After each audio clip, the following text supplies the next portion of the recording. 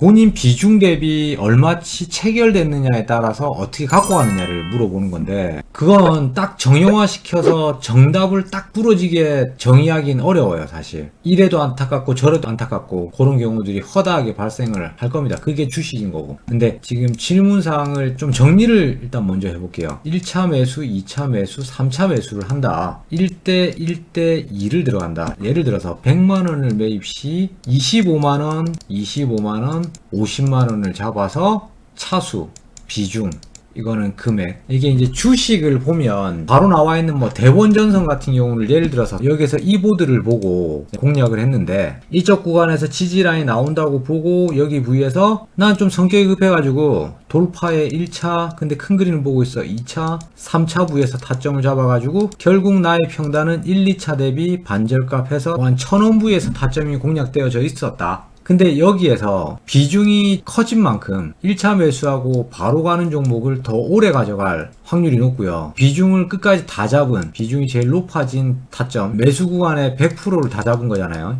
요렇게 다 잡힌 자리일수록 더 오래 갈 수 있는 힘이 약해져요. 중장기에 힘이 약해진다 보시면 됩니다. 비중이 높아질수록 중장기로 끌고 갈 확률은 약해진다. 비중이 낮을수록 중장기로 갖고 갈 확률은 높아진다. 이렇게 보시면 돼요. 이게 이제 질문사항이 이원시켜야 돼요. 두 가지 방법으로. 기본편으로 설명을 해드리자면, 기술적 분석에서 스윙과 중장기를 구분한 포지션 구분이 먼저 중요할 것이고요. 이걸 어떻게 적용시킬 거냐, 몇 퍼센트를 내가 먹고 싶은데 본인 기준대로 들어오는 게 아니에요. 주식은 현실적으로 봤을 때 주식의 흐름을 읽어서 가능성 있는 자리에 퍼센테이지를 먹는 거지, 여러분들이 주가를 마음대로 만들어내는 건 아니거든요. 여러분들이 의지는 중요하되 받아들일 수 있는 리딩 능력도 필요한 겁니다. 그 이야기인즉슨 차트가 허락하는 퍼센테이지가 나오는 거지, 내가 고집한다고 해서 무조건 먹을 수 있지는 않다는 거예요. 대원전선 같은 경우는 큰 추세 파동의 전고점이라는 가능성이 있기 때문에 전고점 보면서 1000원에서 잘 올라탄 사람이, 크게 볼 줄 아는 사람이 여기서 1차 수익 실현 구간, 뭐 전고점 부에서 2차 수익 실현 구간 꼭 여기서 맞춘다는 게 아니라 여기 근처 부에서만 먹을 수 있어도 잘 먹는 거죠. 잘하는 거예요.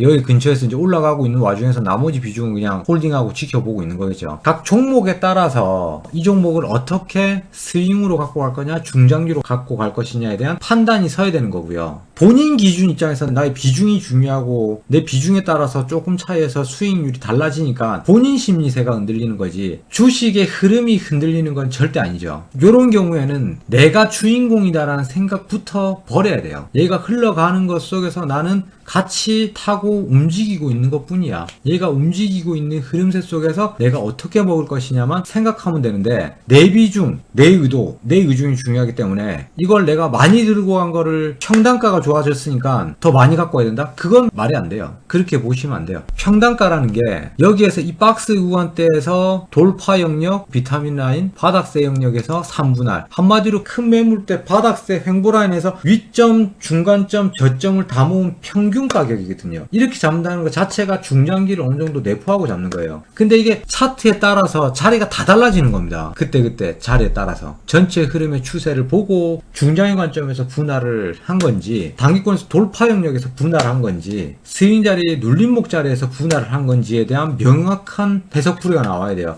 결론은 차트 분석이 선행돼서 분석한 자리에서 내가 어떤 포지션에서 어떻게 맥점을 잡았느냐에 따라서 홀딩의 힘이 달라진다. 그렇지만 보편적으로 평균적으로 봤을 때 중장기를 하더라도, 스윙을 하더라도, 단타를 하더라도 비중이 높아질수록, 과도한 투자금이 들어갈수록 더 짧게 먹을 수밖에 없다. 그게 일반적인 모든 사람들의 심리고 우리는 모두 일반적인 사람들이다. 그거를 훈련을 통해서, 경험을 통해서 먹어본 경험이 많이 쌓이고 축적될수록 홀딩하는 능력이 커지는 것 뿐이다. 쉬운 말로 그렇게 얘기하죠. 고기도 먹어본 놈이 먹어본다고. 300%, 500% 먹어본 사람이 끌고 가지 못 끌고 갑니다. 비중이 큰데 끌고 간다고 그 미친 거죠. 제가 중장기를 하는데 1000만원 윗자리에서 300%, 500% 이렇게 갖고 가지는 않아요. 500%를 본다고 하더라도 100%대, 300%대 조금씩은 챙기는 거예요. 챙기고 나머지로 빵, 이게 어느 정도 고수의 반열로 올라가잖아? 강점은 뭐냐면 수익을 경험했다예요. 경험치가 쌓였다. 이게 제일 큰 강점이에요. 증명해냈다. 종목 분산해서 들어가는데 한 종목에서 3%에서 5% 들어간 종목 10% 스윙에서 물렸다고 눈 하나 깜짝 안 할걸요. 그게 힘이에요. 차트를 믿고 앞으로의 호재 가능성 예상 테마성이 살아있다를 믿고 시간을 줄 수 있어요. 그냥 안 해본 사람이 믿음이 생긴다고 전 생각지 않아요. 해보고 경험하고 나서 그 경험치가 쌓이면서 그 믿음이 생기는 거죠. 그래서 여러분들이 초보 때 공부하면서 증명해내야 돼요.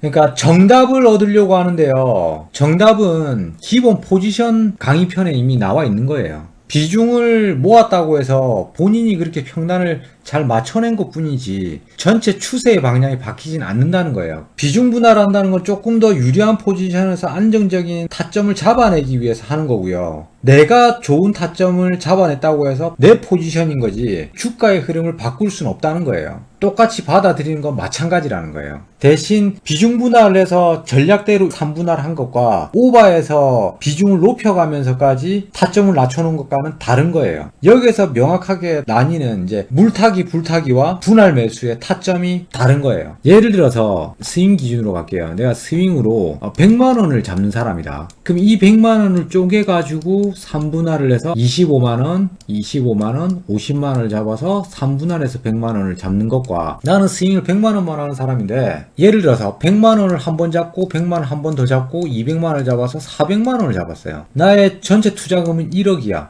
1차 매수에 1%만 들어가는 게 내 원칙인데 오버해서 4%를 들어갔어요. 이거는 계획적인 매매라고 볼 수가 없어요. 이거를 잘 구분해서 정의화 시켜놔야 됩니다. 때로는 이게 이제 막 엉켰을 때 욕심이 나고 아니야 이것도 똑같이 뭐 1차 매수한 거고 분할한 거야 이렇게 우기시면 안 돼요. 이게 하늘은 속여도 나 자신은 속이지 못하죠. 주식은요 속일 수가 없습니다. 왜? 여러분들 스스로 하고 있는 거기 때문에. 이 세상 모두를 속여도 여러분 자신은 속일 수가 없어요. 그게 주식이에요. 물타기 불타기가 된 종목들은 오래 가져갈 수가 없어요. 계획적으로 잡은 종목이 더 오래 갖고 갈 수 있다. 결과론적으로 이걸 다시 풀이하자면 처음에 말씀드렸지만 비중이 높은 종목은 중장기로 오래 갖고 갈 수 없다. 비중이 낮은 종목일수록 오래 갖고 갈 수 있다.